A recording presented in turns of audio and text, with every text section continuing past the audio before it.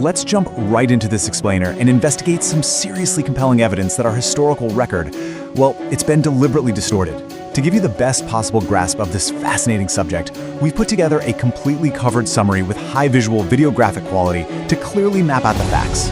Together, we're going to explore exactly how power, self-preservation, and historical erasure are all deeply intertwined.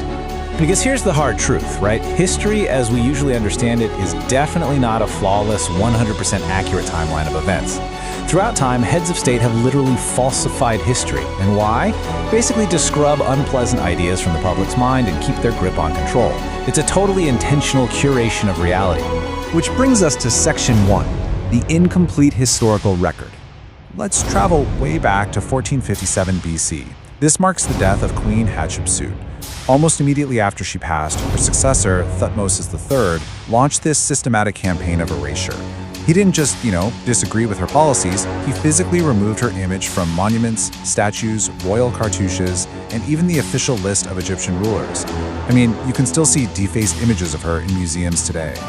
And what's wild about this is that this incredibly powerful female king was completely erased from Egyptian history simply because she represented ideas her successors wanted buried. While guys like Thutmose and Amenhotep II thrived in the historical record for literally millennia, Hatshepsut completely vanished. She was only rediscovered by historians in the 20th century. It just goes to show that entire reigns can be hidden from us.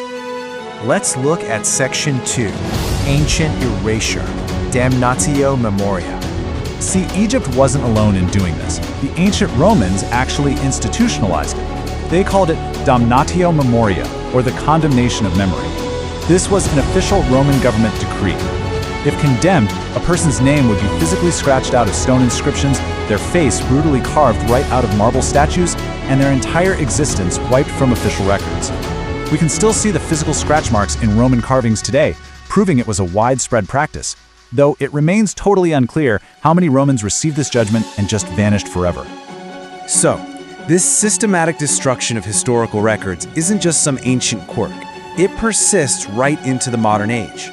Look at the clear pattern here, spanning from 1457 BC with Hatshepsut through the Roman Empire all the way to 1940 AD in the Soviet Union. The eras change, but the methodology of the people in power, that stays exactly the same. Moving on to Section 3, the Vanishing Commissar.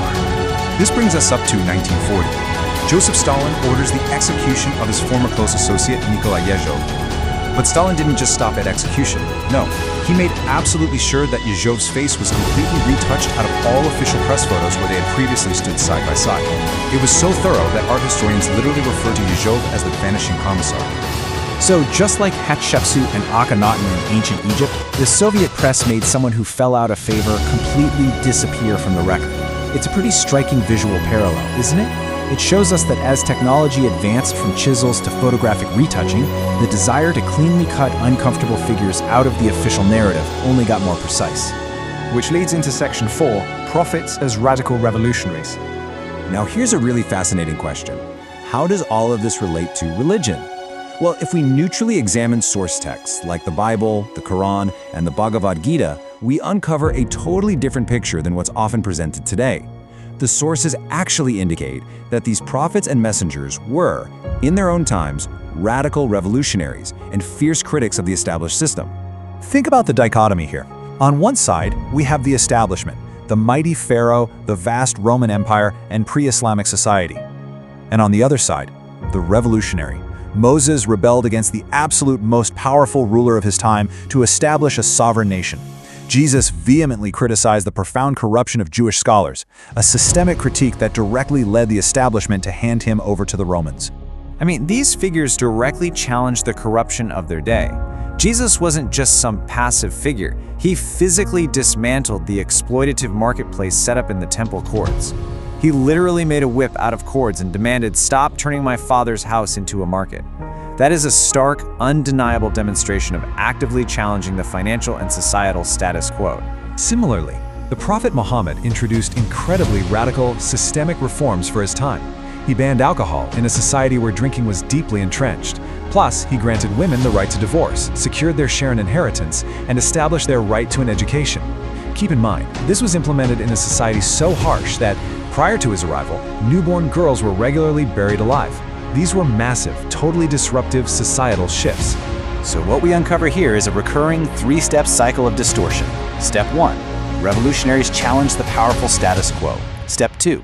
Because they make themselves wildly unpopular with the elites, the establishment responds with severe resistance, usually imprisonment or death. And step 3, this is the crucial one. After they're gone, their original radical teachings are systematically distorted by the very systems they opposed, often beyond recognition. Let's look at Section 5, the illusion of the cave. This deliberate distortion of radical truth-tellers isn't just found in religion. It extends right into classical philosophy too. The Greek philosopher Plato described this exact friction in his famous allegory of the cave. He paints this vivid picture of a person who finally wakes up from a lifelong illusion to discover the truth. But when this enlightened person returns to the cave to share the real world with those still in the dark, they face immense, visceral resistance. Because the truth teller fundamentally questions the reality of others' lives, society pushes back hard. As Plato noted, people wouldn't just ignore the messenger, they'd actively seek to destroy them. He wrote that if anyone tried to lead another up to the light, they would put him to death. And this brings us right to the root cause of everything we've covered today. New ideas inspire change. They raise difficult, uncomfortable questions. And that absolutely terrifies the establishment into erasing, punishing, or rewriting the truth. Whether it's an Egyptian queen, a Soviet official, or a religious prophet, if the message threatens the power structure, the structure will attempt to alter the historical record. As we wrap up this explainer, I want to leave you to consider your own reality. If the history we're taught is constantly shaped, omitted, and rewritten by those holding power, what comfortable illusions might you be living in right now? What current status quos are we blindly accepting without question? It's definitely a challenging thought to end on, but one that encourages us all to seek out the unedited truth. Thanks for joining me on this deep dive.